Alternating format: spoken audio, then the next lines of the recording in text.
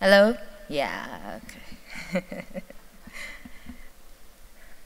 Dear fellows and precious guests, welcome to our 5th Women and Justice Summit. As we are all familiar with, this year's main topic is cultural codes and women.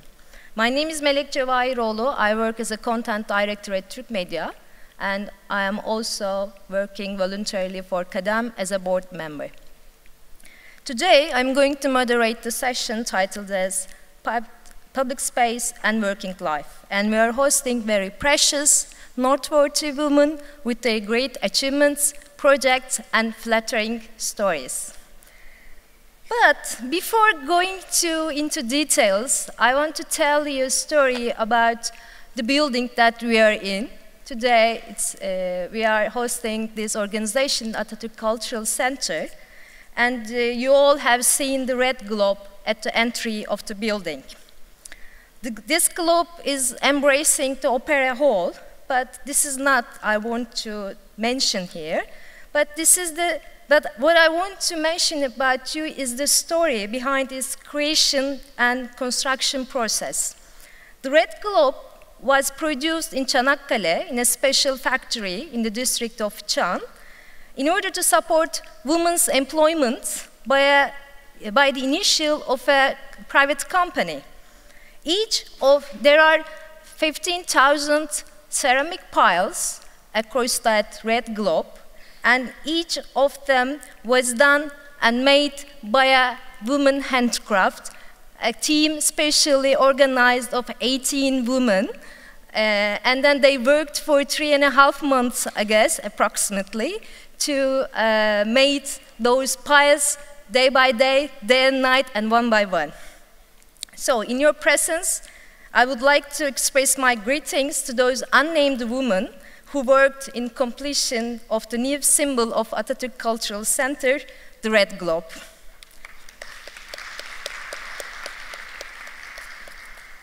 Before tackling to our questions, I want to make a remindings for you, for our audiences, that if you have any questions for our panelists, please ask my teammates. They have question cards with them, and they will present you in demand. And after you write your questions down, please deliver it to my teammates, and they will give it to me at the end of the panel to propose my questions regarding our panelists. So, let me briefly introduce my panelists here. After a short introduction, they will tell their own stories with their own words, I assume. Roha Shabab, medical doctor, social entrepreneur, and global health consultant, founder and CEO of Led by Foundation. Welcome, Roha. Yasemin Gülsolmaz, board member of Gürmen Group and member of the Top Women Entrepreneurship Board. Welcome, Yasemin. And Marlies Rosina Nejana, chartered tax expert, CEO of Group Fiscal.com.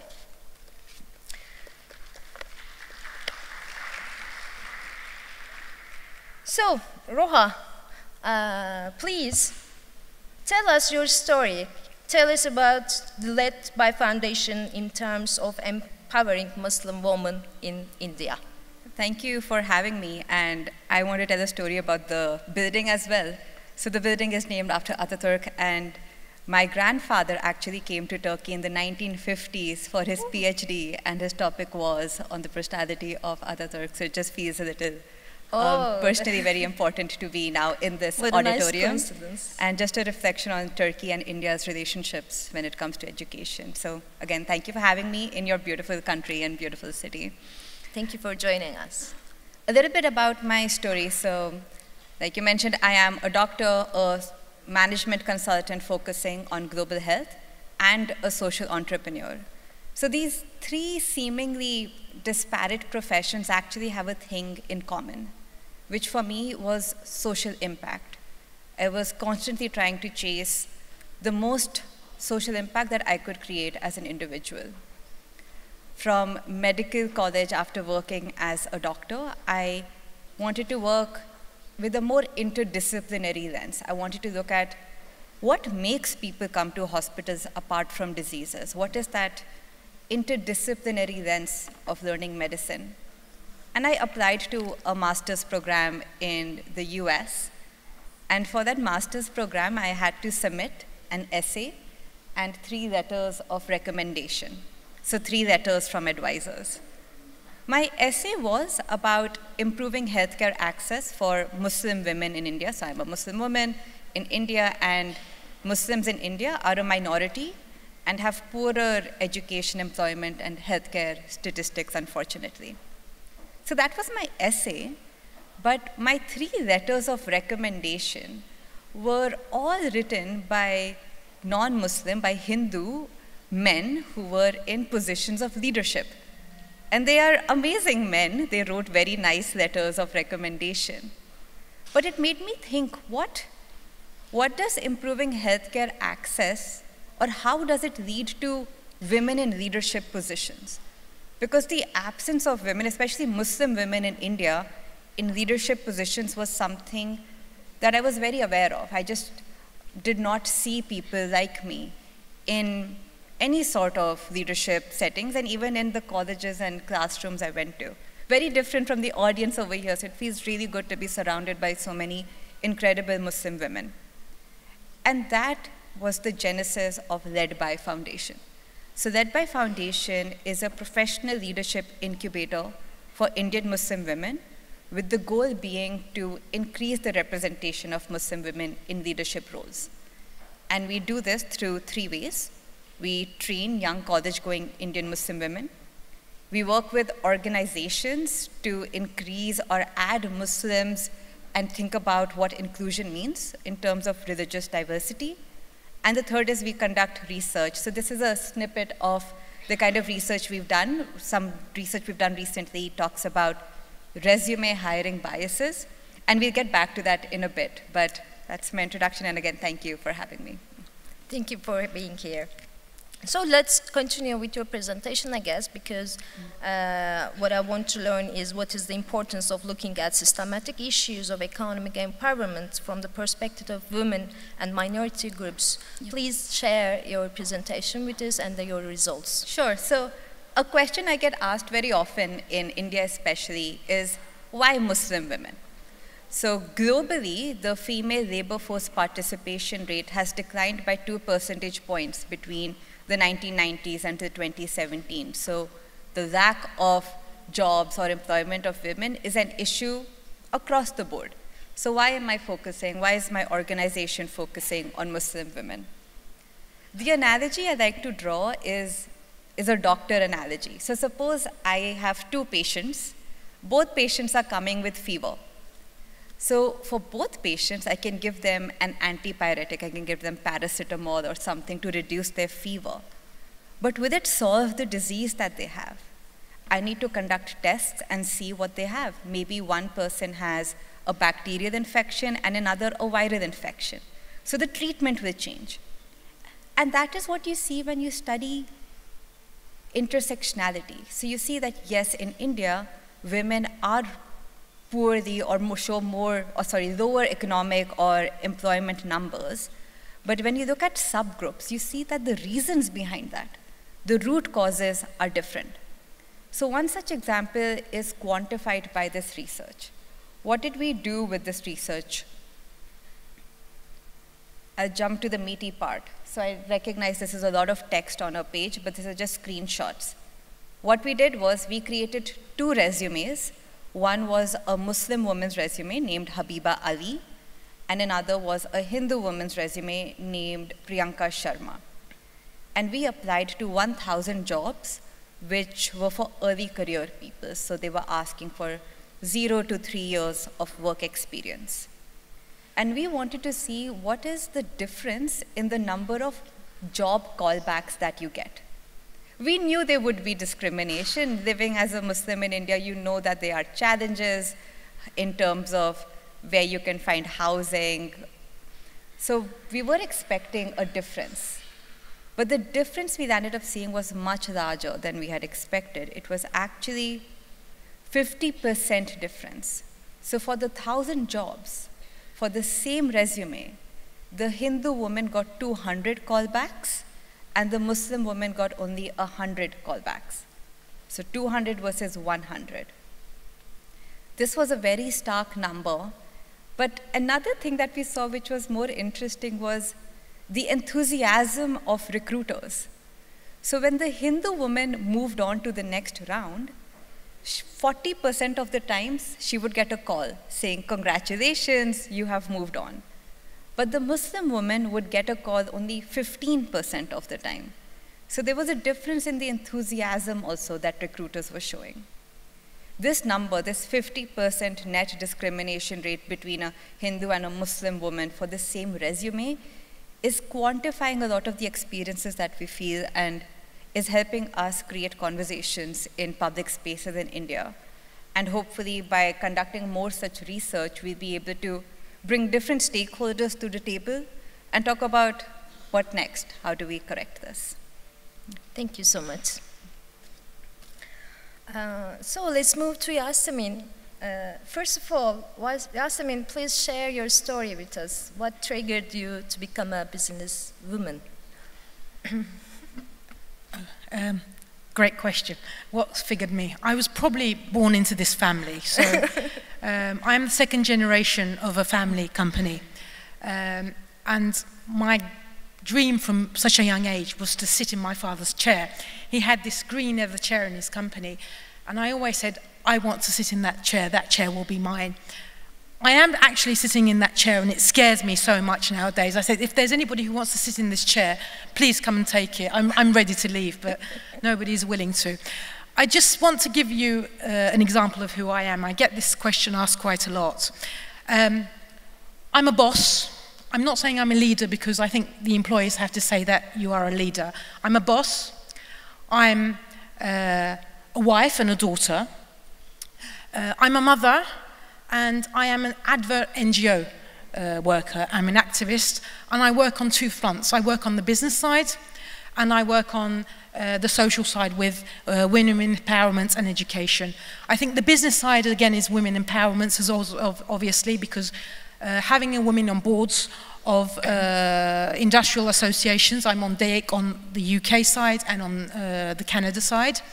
And on the social side, I work with Turgev and Women Entrepreneurs, and I'm on the board of the Bosnian University, International Sarajevo University.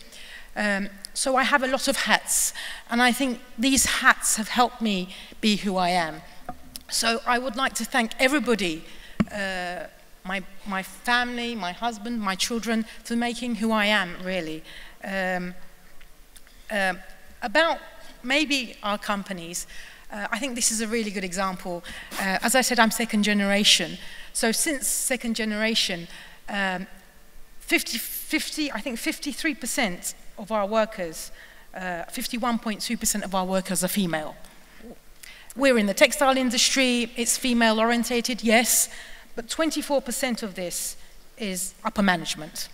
Now, my aim is to make this 50-50 by the end of 2026. And I believe I can do this. Great.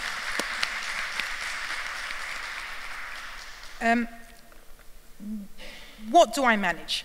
So I manage energy, I manage retail, I manage manufacturing, I manage agriculture, and we have a technology firm that caters for all these industries. I'm on the board of all of them. I'm actually responsible for the finance of all the companies and strategic development. So I have an understanding of 4 major sectors of the industry. I'm not one of the best, but I try to do my best. The companies are within the first 500, within the first 200 of Turkey. So I think we're doing something good. We're in organizational trends. We're trying to improve all the time. Having a woman on the board, I think, makes a great difference because we have other ideas compared to men, and inclusion is on the agenda. This is very important for us. I just want to talk to you about what we do in the energy. We started in the early 2000s and talking about energy because the company wanted to diversify into another sector. And when we were on the management teams, they were looking at coal energy. And we said, well, let's look about renewable energy, you know. And they said, well, the numbers aren't that important. Coal and thermal energy is more effective, is more lucrative. And I said, well, if I'm on the board and if I ever vote, I said I'd want renewable energy. And I did persuade everybody to invest in renewable energy. And from renewable energy, we invested in geothermal energy, which is very difficult in Turkey. It's one of the hardest energies to develop. But we are one of the first companies in Turkey to produce all of its energy from renewable sources and produce 50% more than what we use in the supply chain. And we produce 10% of the Turkish geothermal energy, so that's a first. Great. 1/3 of our engineers are women. I take great pleasure in this because I've had a lot to do with this, and I love production. You know, I think production is very important, and I think production, women in production have a great role, and we have to be in the decision-making roles. If we don't, we are not a part of the lucrative part of it. We get to work, we get to be in the part of labor. Unless we are in the decision-making parts, we will not be a part of the profit. So this is the great story. This is me and my family. My son is there also. He was very young then. This is on the drill. So everybody says it's a male profession.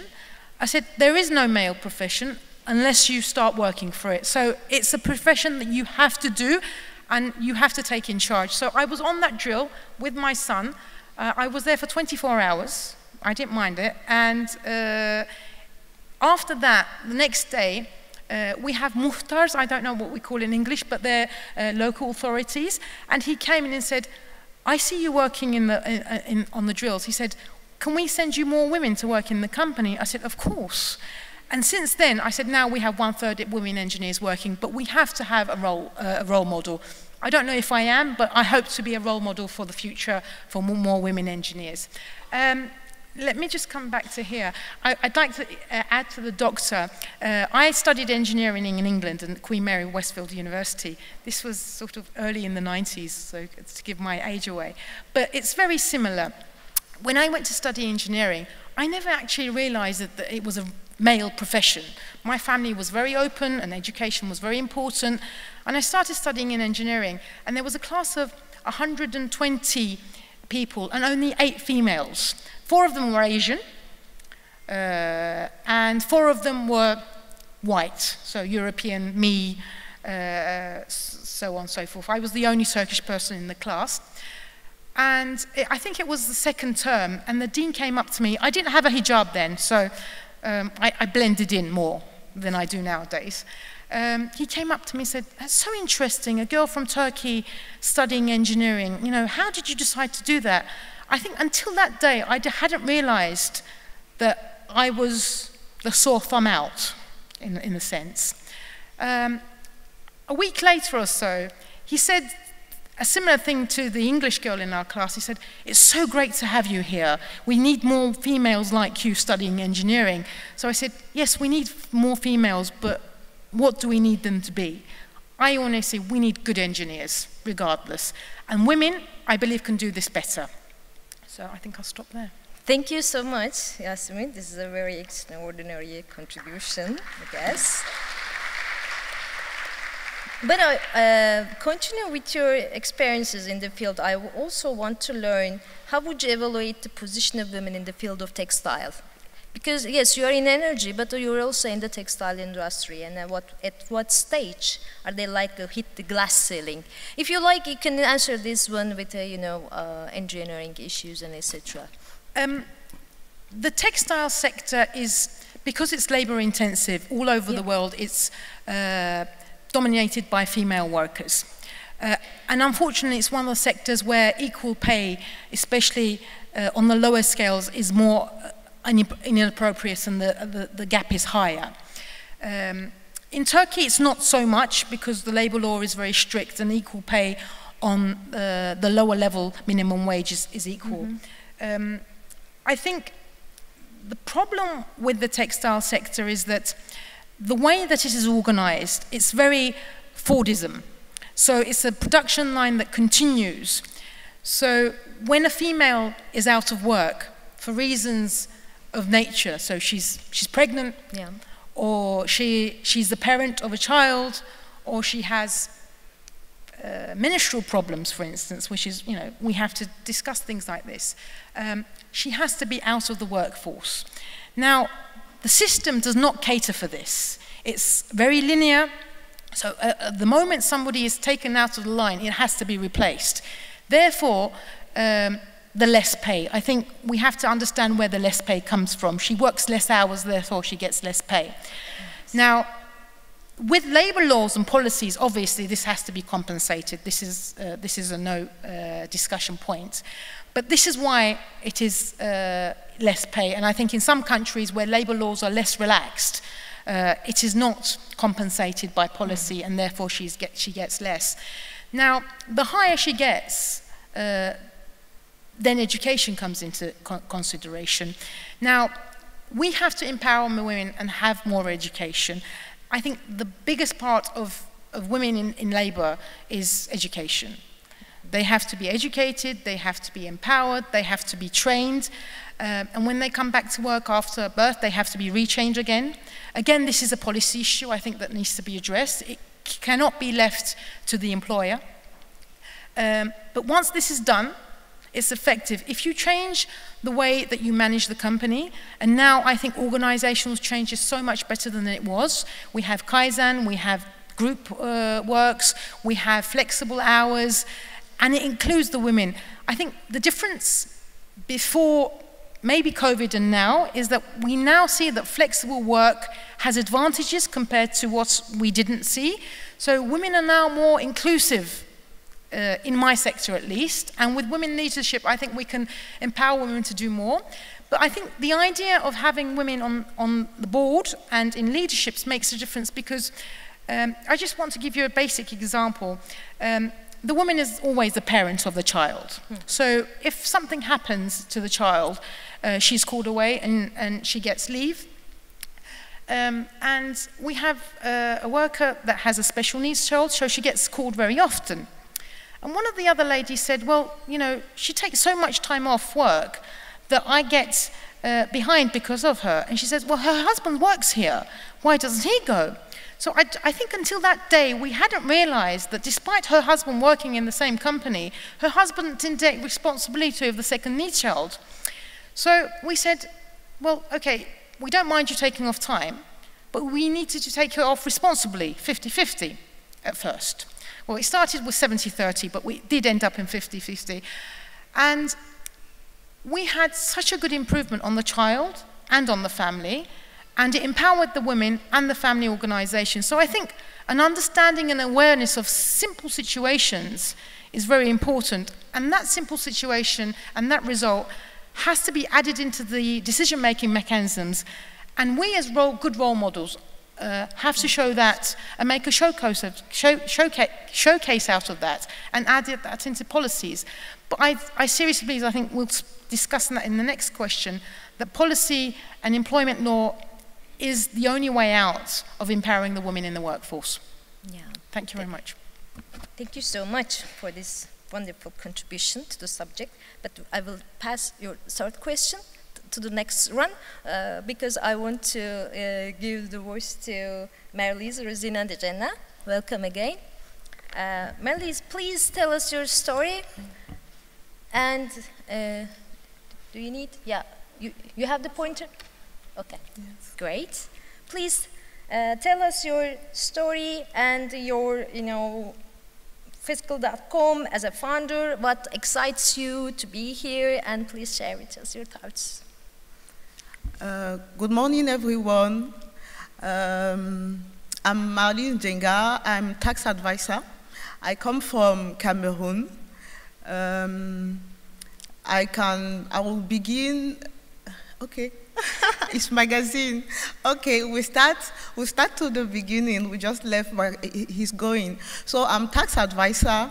I have an agreement in the Central Africa, and I am the CEO of GroupeFiscal.com. It's a company that help enterprises to regulate their tax law. And I am based in Cameroon, I'm based in Congo, and in Central Republic in Africa. So, how about my passion? When I create my company, it was in 2011. I have only one employee, and we start working. I decide to put the steps of my company very high, so I should work only with big companies. Okay, it was good to work only with big companies, but some medium companies that we used to work with, one morning you call the customer and the customer tell you, no, I cannot come for my tax because my business is not good. But why your business is not good? Maybe because I manage badly. So I think, okay, if I need to help companies, I should go down and check their problem and see what is the problem of those companies. So we decide like that. At that, it was in 2017, 6 years after, my company already have one tax advisor, one financial expert, one account expert, one lawyer. So we decide, okay, we'll try to help small and medium enterprises. We go and meet government and say to government, okay, we want to create a approved management center. With government in 2017, we create an approved management center. Approved Management Center, we start in 2017 until now. We work with 350 small and medium enterprises. And in the 300 and small enterprises, we have 205 women. So what we do is our social gift to our country, our social gift to Africa. What we do, we help those companies to grow up. We take the woman who sell in the streets.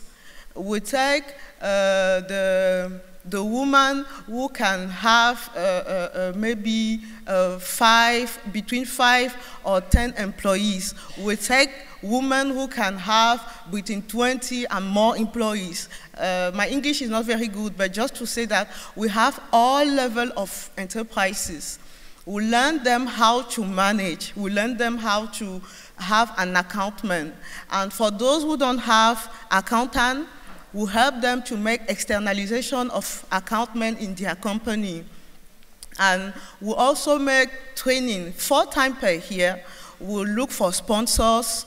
We look for, and there are some big customer company in Cameroon who help us.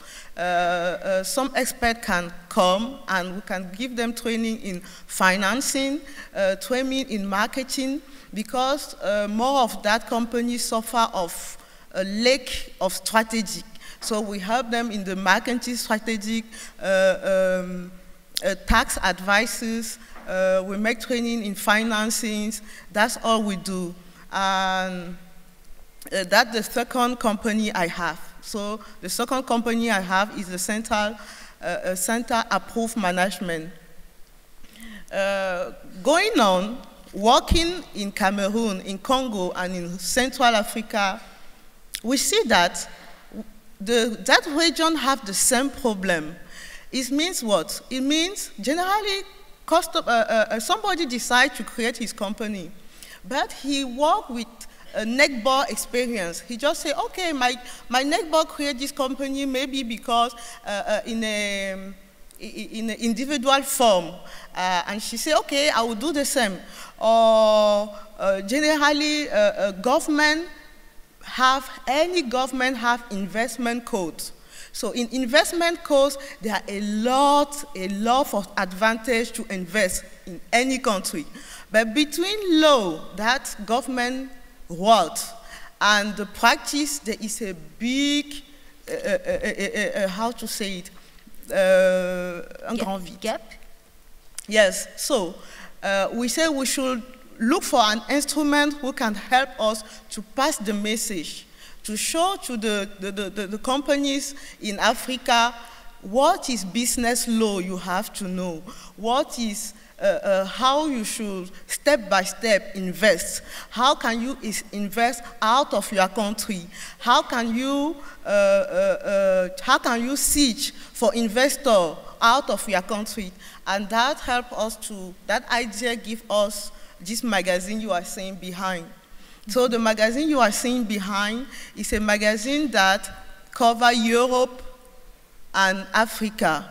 Our magazine is not just a magazine, it's our mindset going flow Africa, going flow Europe. It means that if I reach in a country, I reach in GSC, for example, I will see a manager who wants to be in my magazine. But firstly, because he thinks it's just a magazine, he wants to be in my magazine because he wants to be known in Africa, because he knows my magazine is read maybe in Morocco, in Tunisia. But when I reach in his office, I say, no, I'm not here just to have you in my magazine. I'm here to help you to develop your project out of your country. Today, we have a network in Europe and in Africa for about 2,000 experts in all strategic subjects. It can be financing research, it can be marketing advisory, it can be strategy development in a new country. So, the customer I will have in the magazine, I will bring him out of his country if he wants, and he don't even need to go with me. He just say, okay, I want to go in Morocco. Can you help me to make a study to know the strategic market to reach in Morocco? Okay, I'll do it for you. So in Morocco, I will talk about him via magazine, but I will work the project for him. So that's how today, from Cameroon, I try to help the whole Africa. So that is my story.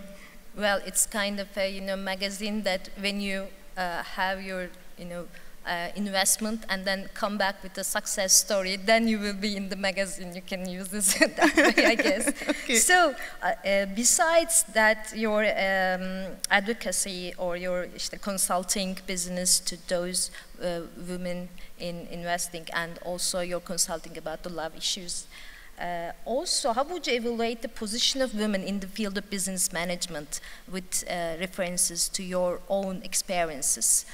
Okay, the position of women, if I go on statistic, in Cameroon, we have 37.5% women invest. It means that in Cameroon, we have 10,000 enterprises that had formally declared. In that 10,000 enterprises, women represent 37.5. And when if I check with my experience working with that woman, I think they have, I will make my examination on 3 points. The first point is the juridic form of the company. The second point will be the management of the company, and for the third point will be the human resources. I think women, when women invest, maybe they don't think very far. Maybe they don't think like Yasmin, how she thinks very, very far. So when they invest, maybe they invest just because they don't want to stay at home, they don't want to work for somebody. So generally they use the individual form in the creating of the company. You know, business law is very important, because with business law, when women or men, but we are talking about women, in business law help you to know, because every form of juridical form of company you choose has advantage and inconvenience. So generally women choose individual form. In 80% women choose individual form.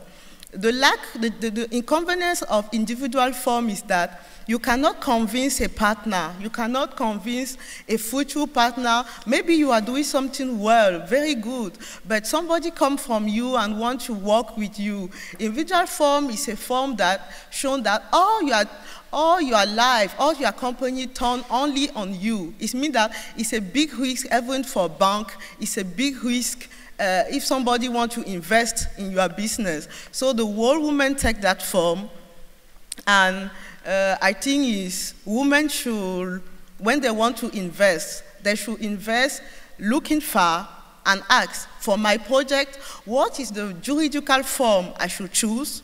What is the advantage I should choose this juridical form? While a society, sometimes individual form can be good just for a beginning, but after you should pass to a society form. So it's very important to them to have, to be accompanied. You say accompanied in English? Yes, it's very important to have to be accompanied. The second problem, the second analysis I do on female investment is the management. You see, in Cameroon, statistics show that women that have computer in their office are about 20% of women. Women that invest, 20% have computer in their office. And you know today with digital, if you cannot have computer, it will be difficult to sell, it will be difficult to be competitive. It's very important to have computer. Women who have accountment in their office, not accountment in the case of accountant, but simple accountment as I can take a paper and I can draw myself, my account.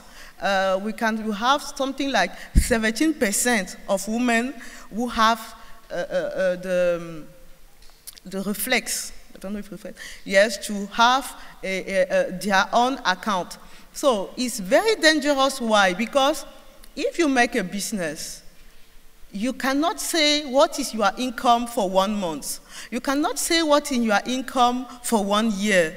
You cannot say what is your big charges. You cannot know what is your benefit. If somebody asks you, if you are talking in a salon like this with a neighbor who is very interested about your business, and he asks, what is your income last year? What is your benefit in your project? You cannot tell it because you don't have a good account. You don't have a good accountment. So the second difficulty for women is that generally when I ask them whether in my office, why you don't take care of your account, they say, no, I know how I do. I know exactly how I do and I manage. But no, you cannot go far managing like that. So only 70% manage as the law asks.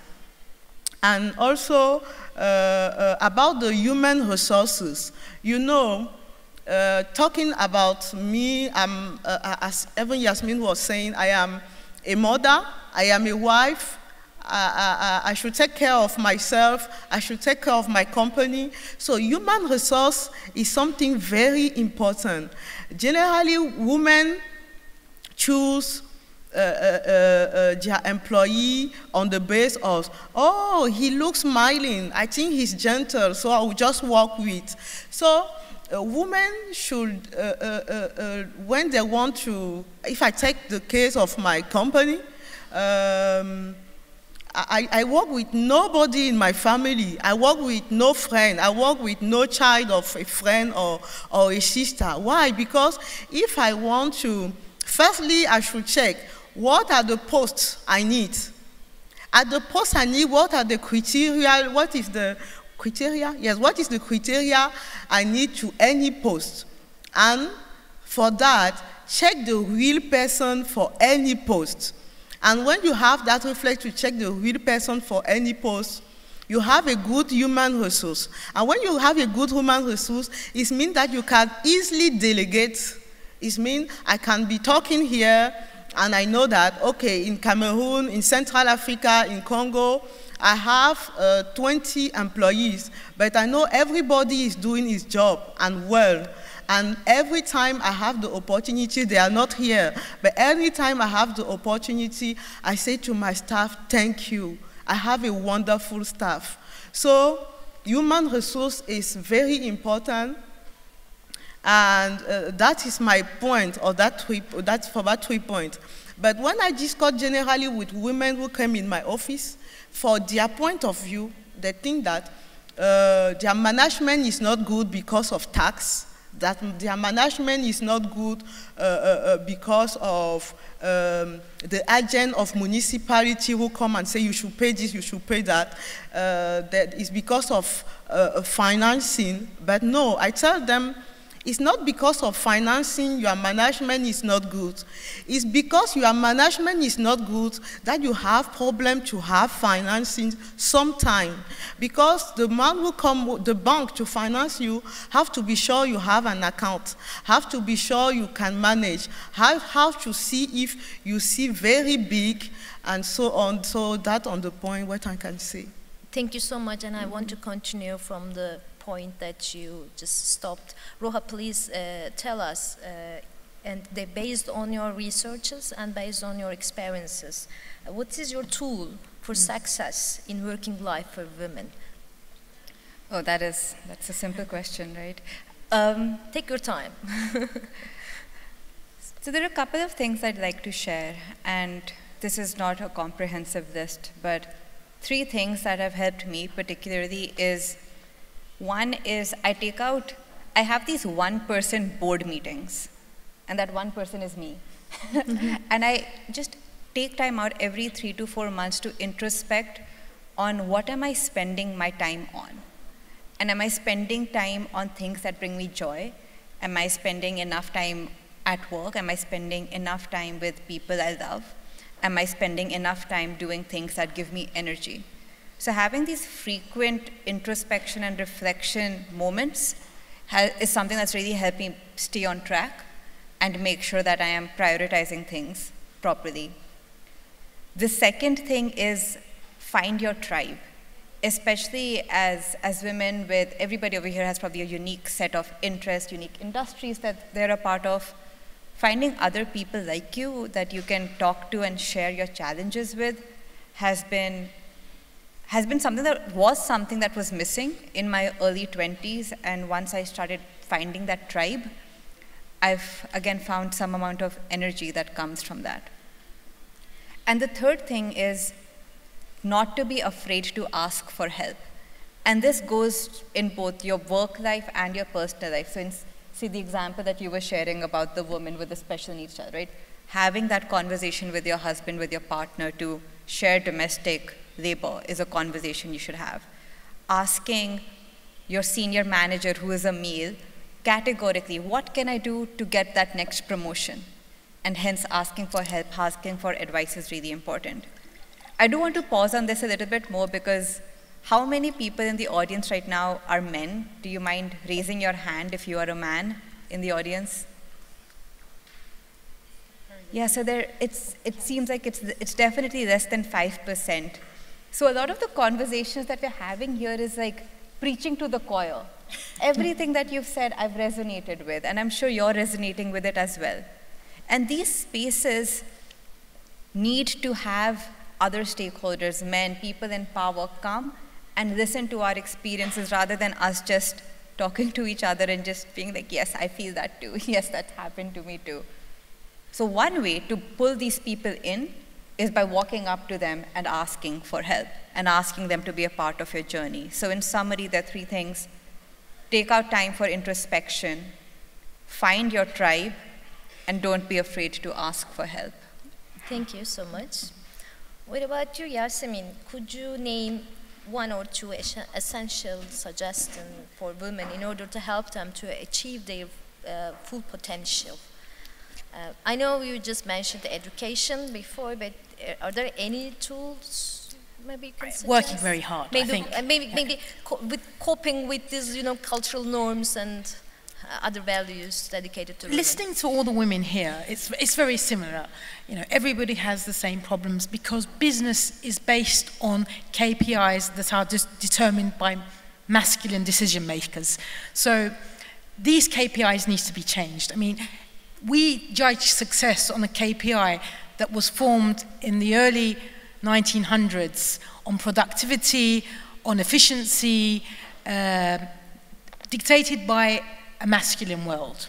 Now, these norms are changing, but changing very slowly. The new SDGs that the UN has given us, where we have to take the women into consideration, environment into consideration, they are still very intangible. And they are very still, if you would like to.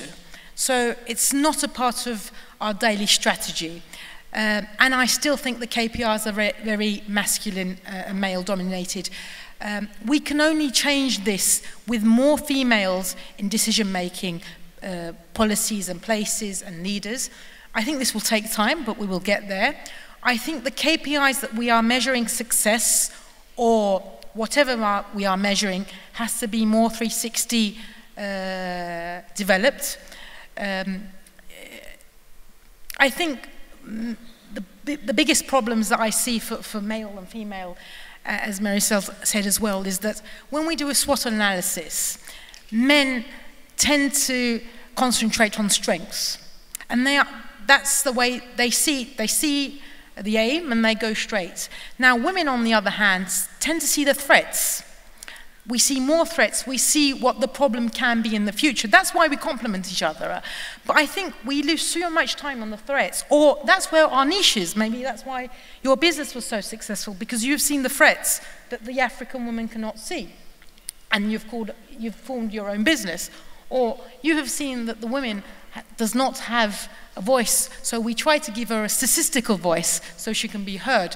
So data is very important. Working hard is very important. Trying harder is very important, I think. And I don't think we have the luxury of being disappointed. And yes, it's great speaking to women here, but I'd love to speak to an audience where it was more male-dominated as well. Thank you so much. And one final question for Marlies. I know you mentioned about the problems that women can face in the business area. So I would like to pose you another question: that how can a woman, let's say, provide the balance between work and family life, voluntary work, hobbies, and other interests out of the management areas? How female can make balance? I think the first thing, from my point of view, the first thing before talking about balance, we should be able to classify our priorities. It means that we should start saying that the purpose, or not the purpose, the objective is not to say I should go out at 8, I should be there back at home at 6, and it should not be just formal like that. You should say what is the more important, and when you make the classification, you say, okay, I try to put in my time what is the more important, and seeing like that, you can choose what is important. You can say no to what can wait, or what is not important. And like that, I think, from my first point of voice, is the first thing women can do, because we have a lot of things. We should make business, or we should work as employee. We should take care of family. We should think to go and see mother-in-law. We should think and go and see some friend, so they will not be angry. We should. So when you can classify, surely there are something you will lose. But we say in French, on peut pas faire les, you cannot make egg without, on peut pas faire les œufs without, we cannot make egg, frying egg without breaking the egg. Okay, so when you make like that, surely there's something you love. As me, my social life is not very good because I'm very busy, but I'm happy because when I check, I look about my children, I have time to them. Yes, I try to work at home 1 week, all the whole week per month to give them time, and I see they are happy. I have time to check their homework in the evening. That's good for me. That is the principle. After that, the companies I work with, do I help them the best way I can? Yes, I think I help them the best way I can because I fight for them with the government. I fight for them to develop their company. I make litigation, tax litigation every day to say my customer is right. And when I sleep in the night, I feel I help my society to do something. Okay, am I good with my husband, with my mother, so I prioritize. And when you feel good, when you prioritize, you feel happy. So it's the first. And I don't remember the name of the woman who said it, but a woman said the choice of the husband is also very important for the woman career.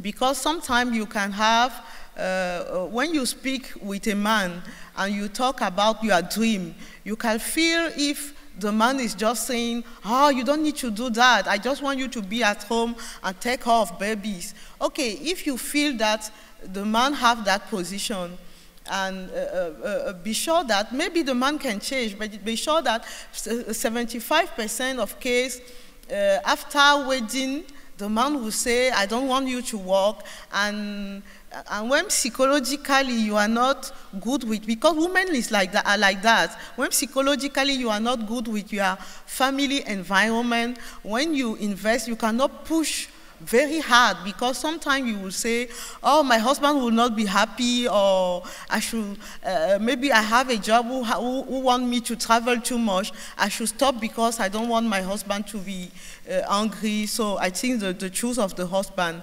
And also about the organization, how you organize yourself at home is how you organize your social life and your work life is very important. I read a study in a hospital in Ivory Coast. I don't remember the name of the hospital. It was Ivory Coast or Togo. A doctor was giving an advice to her staff to say how she managed because doctor doesn't have time. So she was saying that in her home, she has somebody who help her taking care of baby. She has somebody who help her making cook. She has her mother who can come sometime and help her. So for those who can, they can manage like that. For myself, how I do, at the beginning of the year, I go to my children's school. I say to the teacher, I see the director and I see the teacher. I tell them, maybe you will see me only one time in the whole year. In the whole year, you will see me one time. But please, I want your WhatsApp number because I am the mother who will write to you more than all the mother of the school. The director, okay, he give me his WhatsApp number. The teacher say, okay, give WhatsApp number. I go back with WhatsApp number. I have some people who help me at home. I don't know how to say it in English, to teach children extra classes. Okay. Me, I am the supervisor. So in my case, I feel as the teacher at home is like somebody working in my company. So when I come in the evening, tired, I take 1 hour and I can ask some question to every children. I have 3 children. So when I see that He cannot answer this question, I note. He cannot answer this, I note. 2, 3 points like that. I call the manager, the man who work at home, and say, can you explain to me, did he wish to read his lesson today? Because now I cannot understand why. He said, no, madam, he has this problem. Ah, he has that problem, yes, okay. I write to the teacher. I say to the teacher, my child have a problem. I see he has a problem. The teacher at home see he has a problem. He means he has the problem. Can you help me? The teacher say, okay, look how I do in class. I say, please, can you make an audio? He said, in class, I do like this, like this, like this to make him listen. I send it to the teacher at home. That's how I manage. So it means that I can be in America. I would say to my children, video call. 30 minutes speaking, the same thing. I ask to the teacher at home, what's the problem? I say to the teacher in class, this is the problem, and I give the solution exactly. And sometimes it's the teacher at home who have the best solution. I take the solution of the teacher at home, I send to the teacher in class to say, this is the solution good. And like that, I evaluate the teacher in class. And when I see that the teacher in class is not good, I see the director. And I'm telling you, with that management, sometimes I change a big system in many schools. Sometimes I even go further than that. I see that in 1 week, one child have 3 lessons of mathematics different, addition, multiplication. I ask to the director what happened. I go and find class program to check, is it normal that class program make this? No. I take an appointment with the director and I explain to them. So that is how I try very fast to work with, to manage life with school, life of, so that is what I can say. Well, in summary, if a woman wants something, she gets it.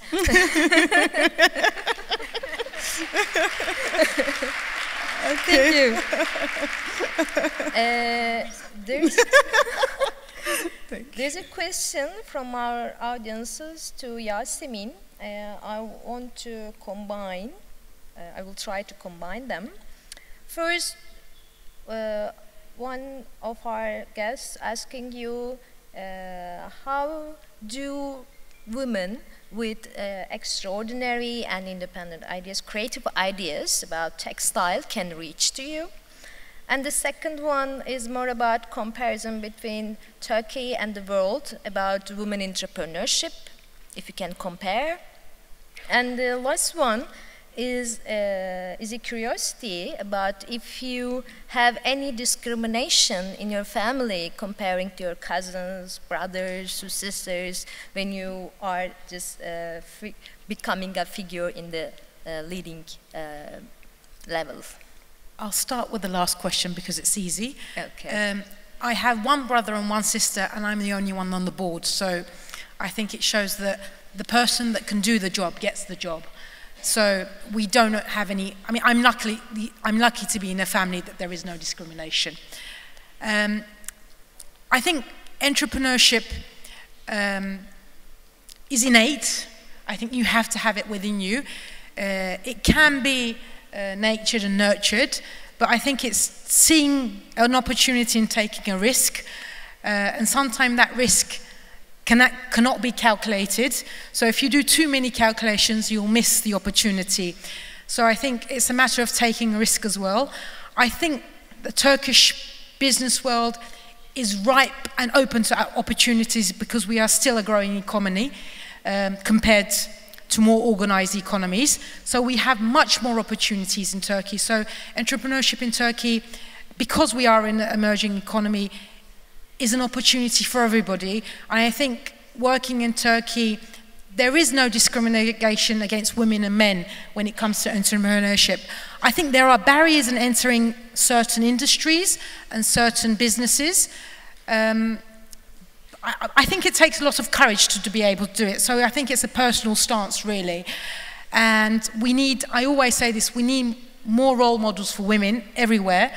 There are plenty in this room, there are plenty in this country. We just have to see them more, and they have to be more visible, I think.